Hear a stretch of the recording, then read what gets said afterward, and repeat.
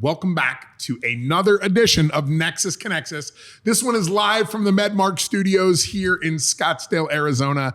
I have to say that in every episode. It is a really important thing because it's a gorgeous place and we're so excited to be here today and not recording these things the way that we usually do via the internet because we have live real people in the studio, which is exciting in and of itself.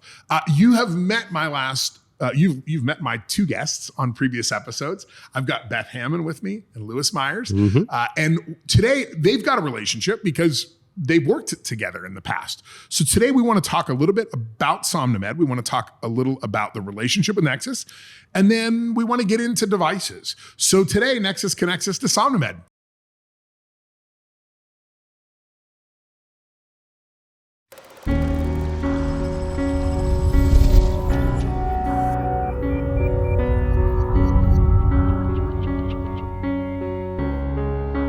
Welcome to the show. Well, thanks. How about tell us a little bit about the relationship between Nexus and SomnoMed and how this all works together? SomnoMed has been around since 2004, came to the US in 2006. And historically, we have always been a very dentist-focused company. It's the dentists that order our devices. It's the dental device that treats the obstructive sleep apnea. And a couple of years ago, the company performed a bit of a pivot, began to focus on physicians. After all, that's where the patient or obstructive sleep apnea journey begins. Sure. And if we can influence physicians, if we can educate them about oral appliance therapy as a viable treatment option to CPAP, we can, in effect, help drive more referrals to our dental network. Yes, that makes sense. The connection to Nexus is a beautiful connection. And one of the biggest reasons why is because Nexus provides this in-medical insurance network access. Yeah, that's big.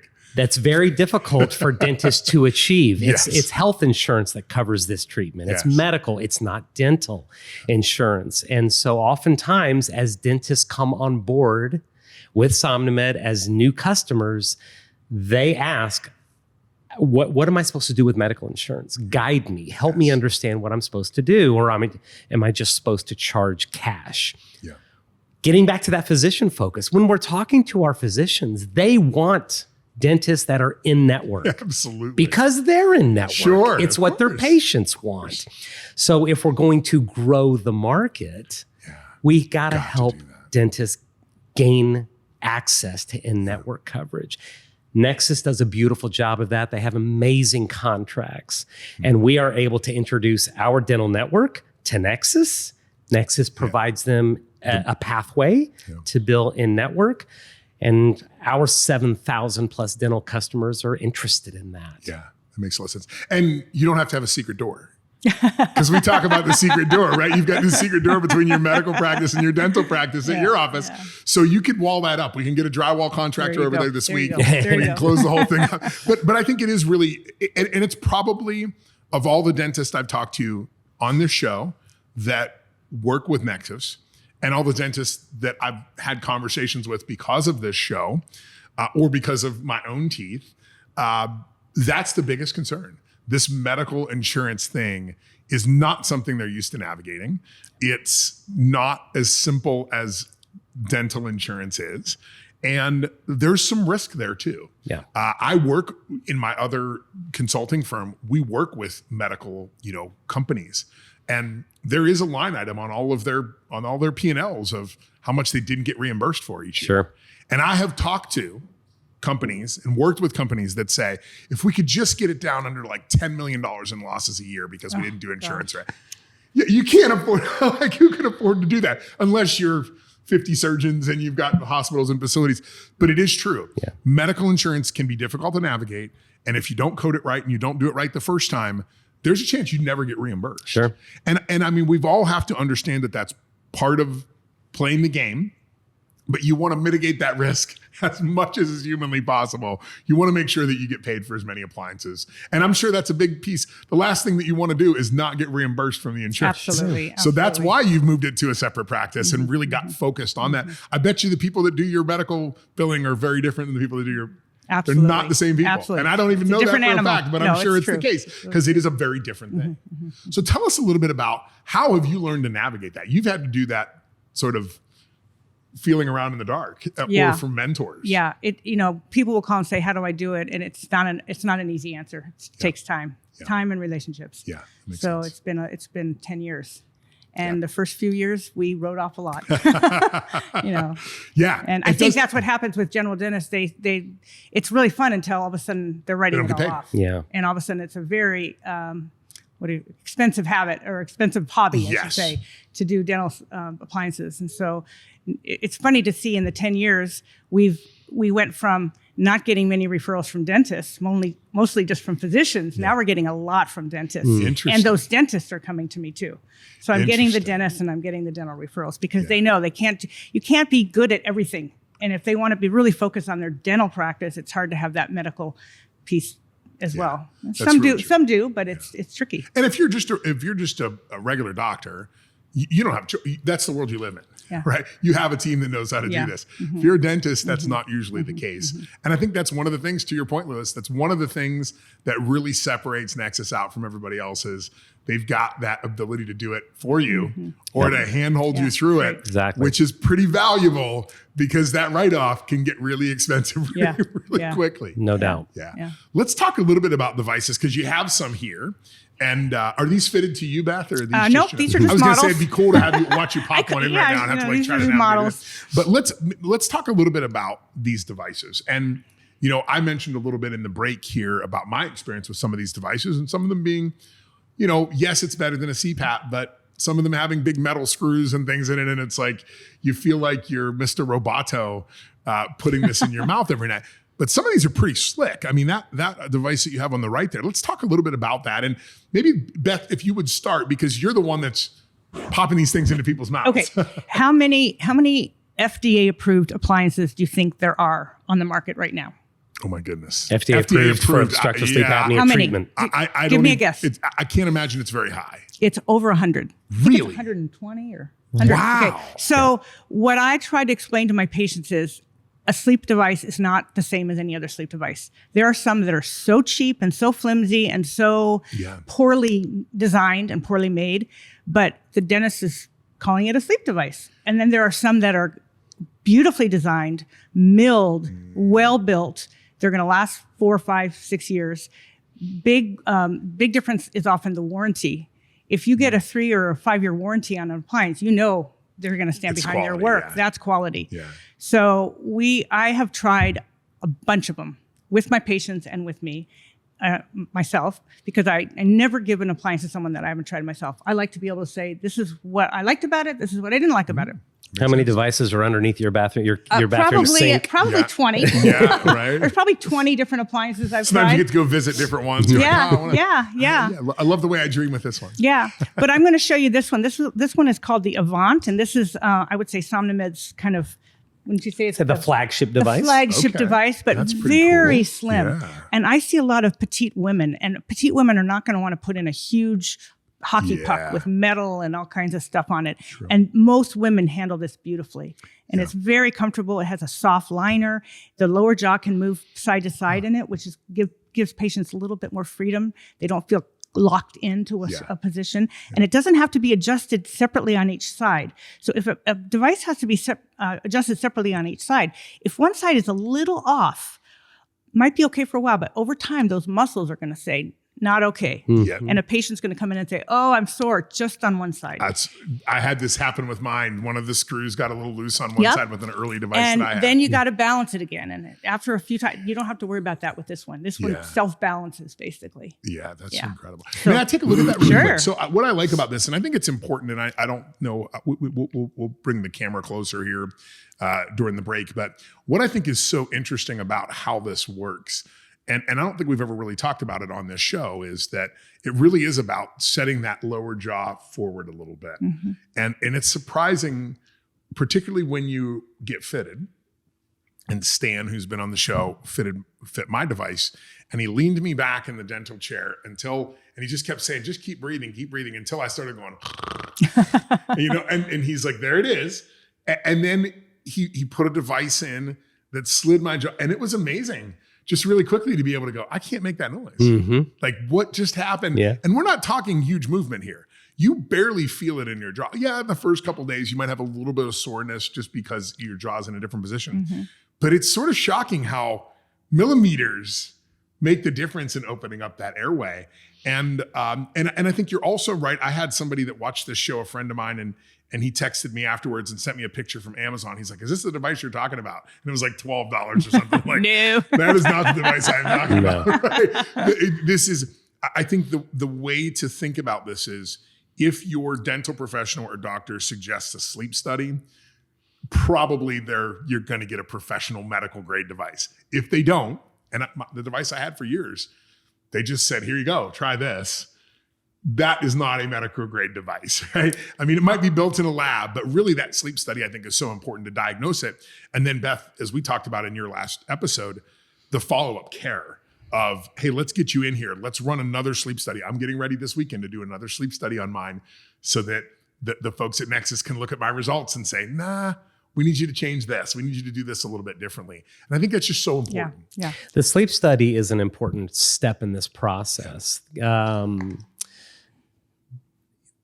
The opportunity to get into an FDA-approved top shelf device really depends on where the referral takes you, right? Yeah.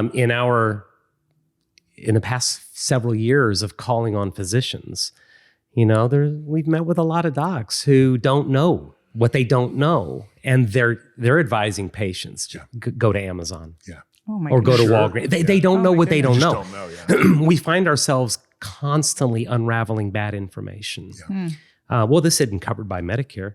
Yeah, Yes, it is. It's not covered by insurance. We've Yes, talked it about is. the VA thing on this show too. It's like, the VA will cover this. It's amazing Absolutely. when you really get into or they it. think these cause TMJ problems. No, they don't. And if you do get a little TMJ, who better to treat you than a qualified dentist? Yeah. So it really depends on getting referred to the right dentist. And that's, again, kind of getting back to the Nexus thing. Yeah. We're helping Nexus Dental Systems build that dental network of qualified dentists. Yeah, that's really amazing. So how many different devices does SomnoMed have? We have a family of 9 devices. Without a doubt, the device that Dr. Hammon is holding in her hand, the Avant, it's like I said, it's the flagship device. Sure. I was on a dental sleep medicine social media site the other day, and a dentist asked the group of over 5,000, which device do y'all like for a patient that bruxes? Mm-hmm. And I'm like, oh, this is just in Avant's wheelhouse. We're going to have just dozens of dentists say, Avant, hello, this freedom of movement. Why would you want to be locked in? Sure. And it's just always so deflating that so many, again, dentists don't know what they don't know as well. Yeah. And when you're locked in with those dorsal fins, with those wings, and your jaw doesn't have that freedom to move. We've seen them bent. We've seen them broken. I mean, you can really. Yeah. And I'm personally coming to you as a bruxing patient that has mild sleep apnea. I grind my teeth while I sleep. We have some folks that are watching this that probably aren't dentists, right? Right. So bruxism is grinding your teeth, and my jaw moves back and forth in my sleep, and that's your body trying to get air, trying to breathe. There's all kinds of side effects associated with sleep apnea, and that's how it manifests in me. Is I brux crazy when I sleep, and this freedom of movement that my jaw has while I'm sleeping means I'm not waking up with crazy jaw discomfort because I'm locked in all night. Yeah, that makes total sense. So 9 different devices. Go ahead. Yeah, I was going to say what you mentioned about what people don't know. I've heard a quote that says, when you know a little bit about something, you think you know a lot. Yeah. When you know a lot about something, you realize how much you have yet to learn. Was it and Socrates? That's been my journey. Yeah, I mean, right? this people, some dentists would say, "Oh, what's the big deal? You take an impression and make an appliance." It's so much more than that. It's really been a long journey. Is it Socrates and that said, the more, I finally now know that I know nothing? Yeah, yeah. Once you become the wisest person in the world, you realize, I don't know anything about it. And I learned something new from almost every case. I learned something new. And after a while, and I explain this to dentists that are getting into it, after you've done a couple thousand of them, after a while, it's almost like you don't know why you're doing something. It's intuitive. Yeah. You just know. Yeah. You just know this is what's going to solve the problem. This is the right appliance for you. This is the right way to go. Yeah. I figure at this point, I have to give a shameless plug too. If dentists don't know about this device, maybe you should consider advertising in one of Medmark's. We're at the Medmark studio. Maybe you should be advertising in one of Medmark's publications. Oh, we're Looking all back over to the team it. at Medmark, they're all waving in the background. They're going, hello, let us get your contract ready. We are all over it. You're already there. Okay. Oh, yeah. So, well, maybe better placement, maybe full page spreads. Like, we're going to really sell this thing here. But it is true. And I think there's just so much information. Just keeping up on dental information. Every doctor that I know has to be a researcher as well, right? They have to be reading research papers. They have to be looking for this information because there's so much that's coming out. And I think especially today, things change quickly, and coming into this era of AI, we're already starting to see that in the medical field where AIs are actually able to read through all these things and go, here's where the next thing's going. And it's like, okay, you've got to really be prepared. And being able to find that out from somebody who knows, has that experience is really, really valuable.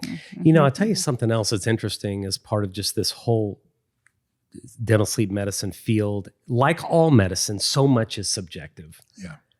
Right. What's comfortable for one patient is uncomfortable for the next. What feels small in the mouth might feel bulky in the mouth. And so dentists like Dr. Hammon, who have treated thousands, it's all over the map, right? Every patient is unique. Yeah. And that's why every device is so specially made, because all of us are completely different in what we like and what we don't like and what we find comfortable, what we don't find comfortable. There's just so much subjectivity here, and it makes it a challenging field to be in. That's really true. I noticed even my old device. I went to pop it in the other day, and it really hurt like crazy. And I thought, well, that's weird. Why? Because I was going to throw it in my motorhome as a spare. And then I started thinking, and I'm like, oh wait, I had a filling done since then. A little tooth movement, I had an maybe. adjustment movement. I was like, this doesn't fit me anymore. Yeah. And it's only 2 years old. So you do have to really be thinking about that and consciously recognize that things in your mouth do change. Absolutely. And it's important to make sure that you have a professional that you work with that knows what they're doing. How about from your perspective, Lewis, how long have you been in this game, and what are some of the results? I know we're going to talk a little bit about your son and that experience in another, we talked a little bit about that in that other episode, but what's your experience? There has to be a lot of gratitude that comes out of this from working with dentists that get a chance to see people's lives changed. There's no doubt about it. I mean, everybody in the company is on a mission to help people. This sleep apnea is an epidemic of massive proportions. Yeah. People are living longer. People want to be healthier. People want to feel better. It's all over the map. Inspire is advertising in the middle of NFL games. It's a beautiful thing. It's awareness is everything here. And people are waking up in the morning. They're dead tired. They got bags under their eyes and they don't know why. It's a major problem. And SomnoMed is on the leading edge and the forefront of this. We want to help people. Yeah. And that includes the millions upon millions upon millions of patients that have been prescribed a CPAP, and their CPAP sits in the closet and doesn't get used. Yeah, let's be honest. That's a bigger deal than I think anybody really wants to. I don't know what the statistics are on compliance with CPAP, but it's got to be really, really low. It's 50% 1 year later that are still using it. And 15% at 5 years. And that's Philips data. Wow. Yeah, 15% at 5 years. Yeah. And that's really true, because I have to say, I think there's compliance where you put it on when you lay down in bed, and then there's waking up in the morning with it. Yeah. There's a very big difference. Big difference. There's a very big difference. Right. And it is, and listen, let's just be honest. I mean, if we just want to talk you talked about, the sort of sleep divorce. What was it called again? Sleep divorce. Yeah, sleep divorce. Let's be honest, CPAP is not really that sexy. It's not sexy. It's not like you're Googling this and saying like, how do I look better in a CPAP? you can look pretty sexy in a dental device. Right? It's easy to take it off. It's easy to pop out and you're not having this big hose connected and all those sorts of things. And listen, I think anybody that struggles with allergies or sinus problems, even when I was a CPAP patient, I've always had a lot of sinus issues. So there were times of the year with allergies and things, I just couldn't use it at all. It was just like, I just felt like I was dying, with this pressure being forced into my sinus cavities that were already, blocked. But with these devices, it really does make a big difference. SomnoMed takes a really genuine approach to that. And that is, we are big fans of CPAP as a company. Yeah. We are big fans of Inspire as a company. Really, it's all about the right treatment for the right patient Absolutely. at the right time. That's right. Absolutely. When I was new with SomnoMed 6 years ago, my dad came to me and said, Lou, what's with this device? Tell me about it. And you know what? You know how I feel about my CPAP. I'm like, no. You're compliant because mom doesn't give you a choice. Yeah, exactly. You're going to keep doing what you're doing because it's working and you feel great during the day and you're good. You don't. However, the flip side of the coin, at the risk of sounding like Joe's sales guy for the company, it's my belief that anybody that has a CPAP in my perfect world would have a device. Yeah. Why? Yes. Because you hop on a plane and you don't want to schlep your PAP, or you go camping Hiking. and you have no access to electricity. A few years ago, I live in the Dallas area. A few years ago, a huge tornado ravaged a very exclusive part of North Dallas. I remember that. And these multi-million-dollar homes had no electricity for days. Wow. And you just know there's PAPs all over the place. Yeah. What are these poor people doing? Yeah. Having a nice fitting SomnoMed device as an emergency backup, even if you love your PAP, I think is a great idea. Yeah. I just referred a friend who is getting a device fitted this week. And the main reason was he has a lot of cardiac issues because of long-term sleep apnea. Yeah, wow. And he's like, I want to go camping with my grandkids. Can't. Oh. I can't. I have to have that device. It's too scary for me not to have that. I've got to have a CPAP. I've got to have ability to plug in. Yeah. So he's excited. He's like, hey, I may have found a solution to be able to actually go camping and backpacking with my grandkids. I tell you another fun story. I on a recent flight just a couple months ago, a checked bag of mine did not show up, and so I go to the baggage center, and there was a gentleman in front of me. It was a big dude. Yeah. He checked his PAP, Oh gosh. and it didn't show up, Not good. and he was beside himself. He was talking to the gate agent, the baggage agent, and he was like, "No, you don't understand. Yeah. If you don't find it for me, I will die tonight. Yeah. I will die tonight." Yeah. He was freaking out, and I'm thinking, Bless "Oh him. my God, if only he had And that emergency backup." Just carry on. Just gonna throw You know, a backup in there. Wow. That's a really Wow. great point. So I mean, really, I think as we talk about this in every episode, it is about, if you're listening to this and you haven't gotten a sleep, get a sleep study, because it Absolutely. is not just about the guy that looks like me, the ex-football player, the ex-NBA Right. player. It's not just that. This really can affect a lot of people. And I think we all know how important sleep is. And, we spend a third of our lives doing it. So we right. should try to do it That's right. right. Do it right. We're going to do it. Hey, thank you all for joining us on another edition of Nexus Connects Us. And until next time. In the human race, and we won't stop dreaming. No, we won't stop dreaming. We won't stop dreaming.